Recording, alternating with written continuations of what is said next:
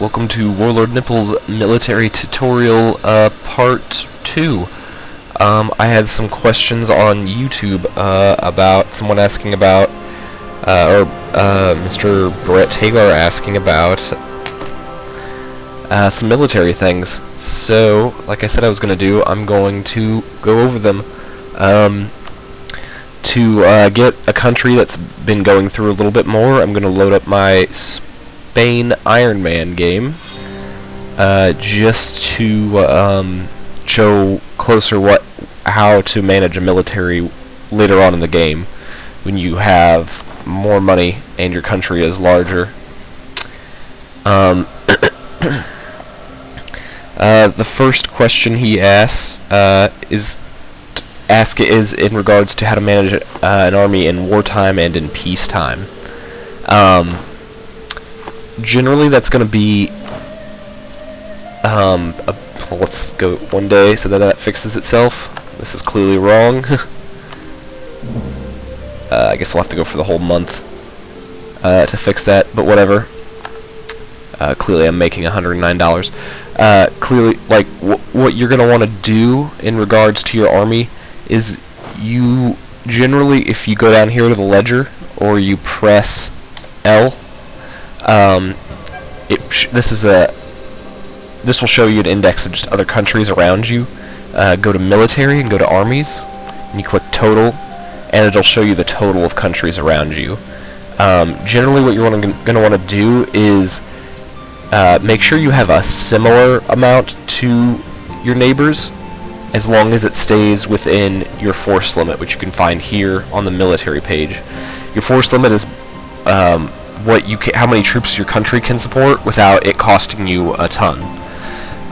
And during peacetime, you'll never really ever want to be over this limit unless you're about to invade someone.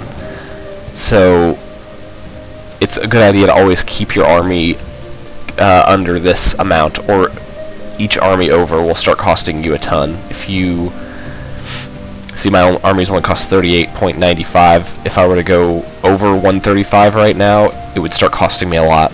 To increase your force limit, you go over here, and it's in building military buildings will increase it. So I think that's pretty much the only way. Getting more provinces, having a higher, like going farther in time, also increases it because your provinces get more money. But also building military buildings increases it. And the navies have a force limit too, and you can increase those from ports. And I guess from having a large empire like I do, I get the plus 25% bonus. And from merchants. This one's pretty hard to go over. This one you can easily go over if you're a smaller country. Lots of these little tiny miners have maybe 8 force limit, and you'll go over that very easily, especially if you're about to go to war. And that's not a hard number. Like, you can go over that if you need to, or if your country's making a lot of money. But during war, you will sometimes want to be running a deficit. So during peacetime, I would say almost always keep your army under this force limit to save money. And right now, I don't need to, but earlier in the game, I would routinely decrease army maintenance. If you decrease it to nothing, they will not regenerate new recruits. So if you keep it at about half, you can see the morale of armies right there in the current effects. That shows if it's -5, then it's all the way down, or if it's -4.79, it's all the way down. -5 is the total morale, and then you take it up to about negative, or about half that. So if you keep it just above half, then your army will regenerate recruits. So if you have trouble with rebels or natives, it's a good idea to keep it above half. Then would be saving 8 gold, which if I didn't have a large overseas empire would be a pretty big deal. And if you don't have any rebels and if you don't have any natives to deal with, you can bring it all the way down during peacetime, and then you'll be saving lots of money. You can then funnel that money into buildings to bring up your income, and then but generally, if you have your army maintenance maxed out, you don't want to be losing just 10 gold. You don't want to have to use this unless you have a really big neighbor who you need to have many armies ready for at any time. And right before you go to war, bring this up and let their morale come back up to full, so that you can. Usually AI, unless they're a very large country, won't have their maintenance at full, so you can get in there and maybe destroy an army or two because their army maintenance is at nothing and yours will be maxed out.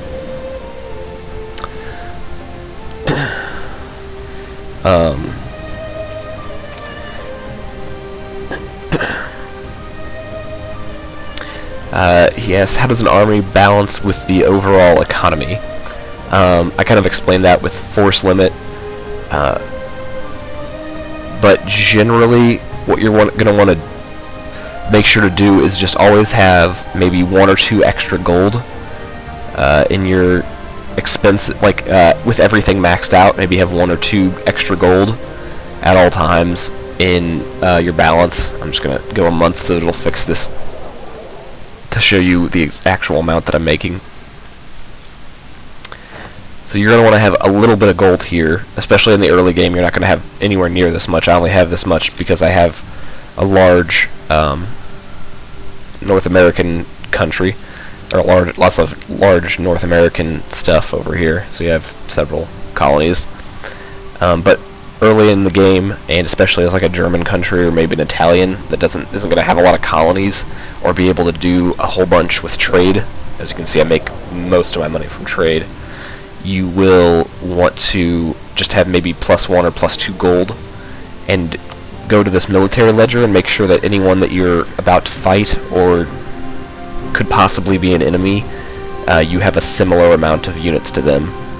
Right now I have this is your total right here. France has many more guys than I do. Lots more artillery, lots more cavalry, well, about the same amount of cavalry, and I have more infantry. So they're probably spending quite a bit of money. I have several allies, and if I need to, I can start creating armies. A really important thing to keep in mind is your manpower. This takes a long time to regenerate, so it's always good to be mindful of this. If this ever gets to be below 10%, you're going to be in a lot of trouble. So always keep an eye on that.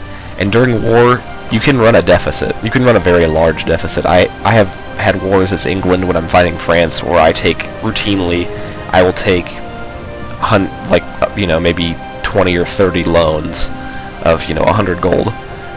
Depending on how much the war means to you, you should. I mean, if it's a big war that you really need to win, then taking a bunch of loans is a good idea. It's all in a risk-reward type of thing. The AI does this too, so if the AI is beating you in wars and you don't know why, it's because they routinely take huge loans to fight in wars. They go all in no matter what's happening. If you want to take one province from them, they're going to go all in and try and take tons of loans to build tons of mercenaries to fight you. They take a lot of risks, and the only thing that really prevents them from collapsing is if they're a lucky nation. See, they get a bunch of bonuses for having luck right there. They have -1 unrest. But if they didn't have that lucky nation, the risks they take would be so huge that they would generally mess their country up and collapse.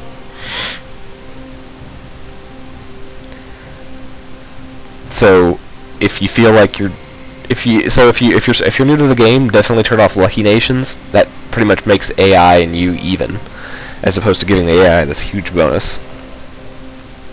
An Iron Man Lucky Nations is automatically turned on, so play a few games not in Iron Man first before you try and do Iron Man. Yes, should I disband units during peacetime? That's really dependent upon how much of a deficit you're running. So like again, you want to keep a little bit of a positive balance with your army maintenance at full, and then when it goes to nothing, you should be getting a few more dollars, so that during peacetime you can bring your army maintenance down, and then that'll be the money that you get that you can use for building. So it really depends on the war. Like if I were to go to war with France, I would build several new units. I would definitely go over my army force limit, and then I would disband those. If you're over your force limit, you generally don't want to have those because they are costing you lots of money. For if you're not at war, then they give you nothing. And if I'm going to go to war with France, I would usually get mercenaries too, and these are the mercenaries you almost always want to disband after a war, unless you're just making insane amounts of money, because these guys cost you a ton of money. And unless you have a few ideas which give you cheaper mercenaries, which I don't really have any. Some of the ones that give you cheaper ones are administrative, innovative. So if you have administrative and innovative, then maybe you don't necessarily want to delete all of your mercenaries after every war, because they're not that expensive. But if you don't, then they're much more expensive, and you will want to disband them. I said delete, disband and delete. I use them interchangeably. They mean the same thing. So if you're at war with a larger power, then yeah, you'll probably want to create some extra military units to fight them, and then disband them after the war. And he also asked the army composition. The army composition is dependent upon which country you're playing as, and what time period you're in, and how much money you have. Right now we're in the 1600s, so cavalry is still pretty strong. I think I said in my previous video how infantry starts out weak and then gets stronger as time goes on, and cavalry starts out incredibly strong and then gets weaker as time goes on. And obviously you don't start out with cannons, but eventually they come around, and they are very good. Lots of people talk about having like maybe, you know, almost as many cannons as they have infantry, and that's a good military idea. Once you engage, let me see if I can find. Oh no, I'm at war with them, but they are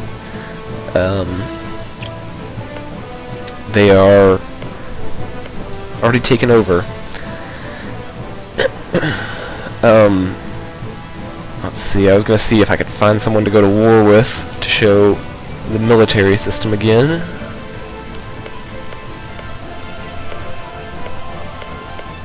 Yeah, these guys are all too far away.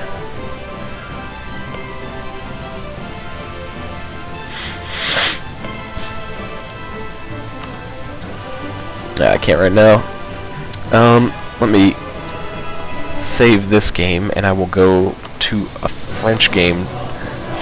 I will go to a game where people are at war. Let's just find a bookmark for it. I can't go to the beginning because there aren't any cannons, so I'm going to have to find one of the later bookmarks, and I'll just turn Iron Man's already off. Find 30 Years of War. I think a few people are at war in this. Austria, perfect. I'll go over to Austria to show you how the battle system works with cannons, or with artillery, or whatever it's called.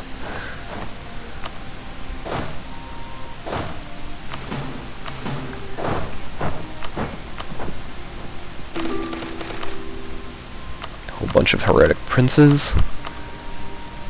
There we go, we're fighting in a battle. Your artillery is the only thing that can... Your front line right here is where all your infantry and cavalry attack from. Any infantry or cavalry behind this front line will all be... we'll all just be waiting, basically, to fill in whenever these guys retreat.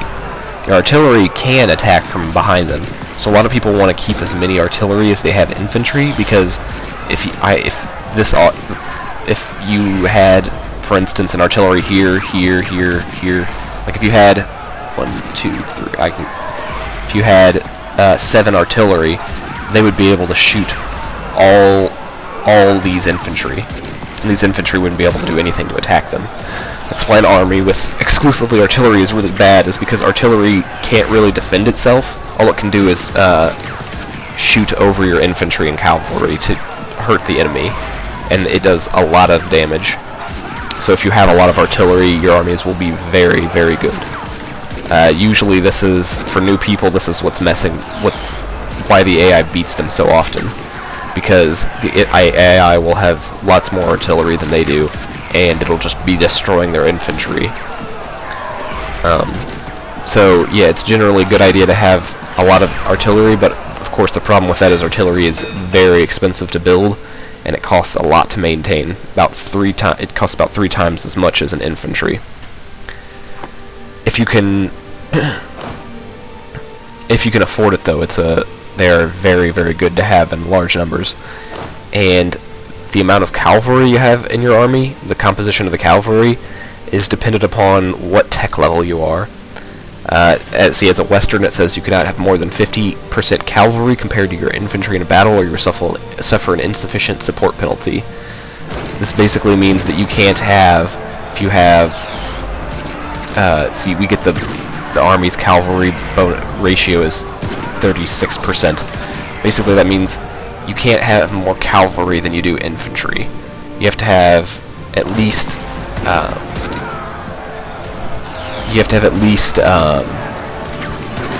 it has to be at least 50-50, and generally, as soon as you get in a battle, some of your infantry will die before your cavalry will, so then it won't be 50-50, so you generally want to have a few more infantry than you do cavalry at all times.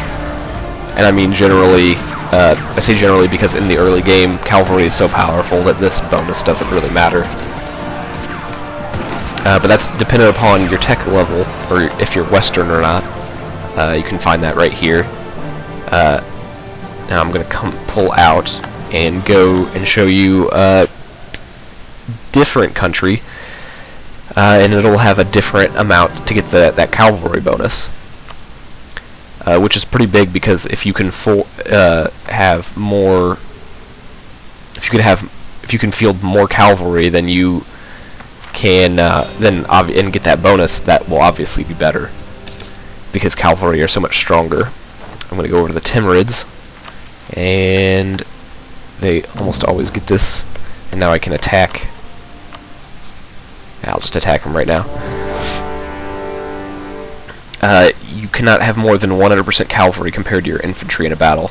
So this means that you can have, instead of just being able to be 50-50, now the Timurids, because they're a nomad group, see right there, Nomad group, they're allowed to have, and still get that bonus, they're allowed to have double the cavalry that they have infantry. So I could have, let's say 10 cavalry here with this 5 infantry and still get that bonus, which is very huge in the early game. Nomads have the biggest amount that they can have more, but other countries have different. So to figure this out, you just hover over the cavalry, and it'll tell you right there if you can have 50% or 100%, or some range in between there. I'm fairly certain Westerners have the lowest amount, and then everyone else has something in between 50% and 100%. But that tells you how many cavalry you should have. And by the late game, by 1700, your armies are going to almost exclusively be infantry and artillery, and you'll have maybe 4 to 6 cavalry. By the 1600s, they'll basically be 4 to 6 cavalry, and then have some mix of infantry and artillery. That's because cavalry always gets that flanking bonus, but they aren't very strong later in the game, and they cost double what the infantry cost, and then they don't cost much less than artillery, so it's a good idea to have those extra artillery as opposed to the cavalry. It's just a cost-benefit kind of analysis that cavalry are expensive and they don't bring as big of a benefit as artillery does. And you can't just put them on the front line the way you would infantry. That's not true for Nomads, though. Nomads have amazing cavalry, and their infantry is okay. Each country has different tech levels. To look at the tech levels, you click on the Diplomacy tab, like I just did. You can click the Diplomacy tab from any province in their country, and then it shows you right here what their tech level is. So that will help you determine when and who to attack. Certain countries have better tech levels, have better militaries at different eras in the tech level. Like in the beginning of the game, the Nomad group has by far the best military units in the game. The Ottomans have the best military units maybe 50 years into the game, and then by the end game, the Westerners all have the best tech unit, or they have the best units for their tech.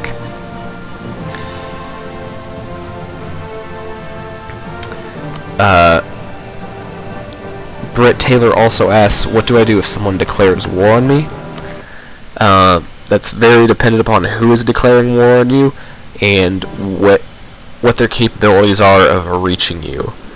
Very routinely, the AI will declare war on you, and they will have no ability whatsoever to really do any damage to you. Because maybe like England declares war on you and they're overseas and they don't feel like bringing any troops over, or you have a strong enough navy that you can easily destroy their navy. But if, say, France were to declare war on me in this game, I have these colonies everywhere. This is just an example. I can get more into detail, and I'm going to start creating more tutorial videos, and I'll probably do some Let's Plays with EU4. But if so, that'll help reveal if you watch some of those. But if France were to declare war on me, they don't have a lot of colonies. They don't have much of anything overseas. I can just zoom out. So they have maybe 1 or 2 little provinces, some land here. So what I would do is get all the armies I can from my colonies and from the New World, bring them back over to Spain, and then try and hold him off until I can get some more armies built. A good way to hold people off is using Scorched Earth. This causes them to suffer a lot of attrition, and it also causes you to get a defensive bonus on that land. So if I were to get, if I could get 1, 2, 3, actually just 3, I'll just blockade these provinces. If I were to take these 3 provinces, they are all mountain provinces. This is really important for combat, checking out what terrain is under your units, and they simplified this, but mountains are the best defensive terrain. So if you can defend against someone with if you can defend against someone, if you can create a choke point like this, Spain and France have a natural choke point right here, where it only has 3 provinces. And so I could maybe put 10 armies here, 10 armies here, and another 10 army here, and whenever France comes to attack, I can let him come in, hit my 10 armies, and then pull this 20 army over to that 10 army, and then now he's engaging with 30 people versus however many he's brought in a mountain province, which will mean that he will take a lot of damage versus how much damage I take. And if I am afraid I'm going to lose that battle, I can just scorch the earth right before that battle happens, and then he will suffer a ton of attrition. You can see what it does here. It does hurt your provinces. You lose 30 for 5 years. You lose good production and tax, but you get a big bonus to defense. That local defensive bonus is a bonus in battle. When someone attacks you, you'll get that bonus if someone's invading the province. And then the supply limit modifier is a big bonus there for if someone's invading you, because it means that their armies will suffer tons of attrition. And you can check their manpower here. Sort by total again to show you their manpower. And the manpower, once you run out of manpower, you can't supply your troops again. Your troops will just either slowly die, or if they get attacked, they'll just be destroyed. So you have to supply them with mercenaries, or you have to come back with mercenaries. See, if we look at countries, Austria's not at war. He just looks like he ended a major war with several countries, but he ran out of manpower during that war. And Austria has enough money that he can buy several mercenaries, and that's what he supplemented his army with. So see, he has 0 manpower, and he had to invest heavily in mercenaries, as is Portugal, who I think is currently at war. Yes, he is, with the Ottomans. So he's been losing tons of manpower versus the Ottomans, and he's had to supplement that with mercenaries. That's generally when the AI and when I will start building mercenaries is when you start to run low on manpower. I'll build them before that. Like if I know that it's going to be a rough war. If I was going to go to war with France, I would build some mercenaries because I have the money to do so. And it's also a good idea to not deplete your manpower, because if your manpower is low, other countries will take that as a sign of weakness and start attacking you. Not to mention, a crisis can happen because of it. So yeah, if you were to have someone declare war on you, the first thing you'd want to do is make sure that you are that you can defend your own lands. And if you can't, scorch that earth and run away. And generally, if someone declares war on you, they think they're in a better position, and they usually are. So you need to change your position to be in a better position than them militarily, and get very defensive. It's not a big deal to lose a few provinces to another country. It's sometimes nice to let them in because they'll start suffering attrition, especially if you scorch the earth. They'll suffer heavy amounts of attrition, and you can kind of let them in and do some guerrilla warfare, wait until they have split their armies up a little bit, and then attack their smaller armies, or wait until they've burned some manpower and maybe someone else declares war on them. But it's really hard to describe how exactly you should react when someone declares war on you, because every country is different and every country is in a different position. So really, I'm going to have to just do some Let's Plays of EU4 at some point in the future to show how that works. If anyone has any more questions, please leave them in the comments. Anything I can clarify, if I won't always make a video to clarify some things, sometimes I'll just comment back to you, but Brett Taylor had so many questions that I thought that another video would be warranted. At some point in the future, I might write all these things down and just create a big military tutorial video that shows everyone, or that shows all of these things, plus all of any other videos that have to do with military tutorials. But right now I'm just going to make part 1, part 2, part 3 kind of videos for any big military questions that are going on. Thanks for watching. Have a good rest of your day.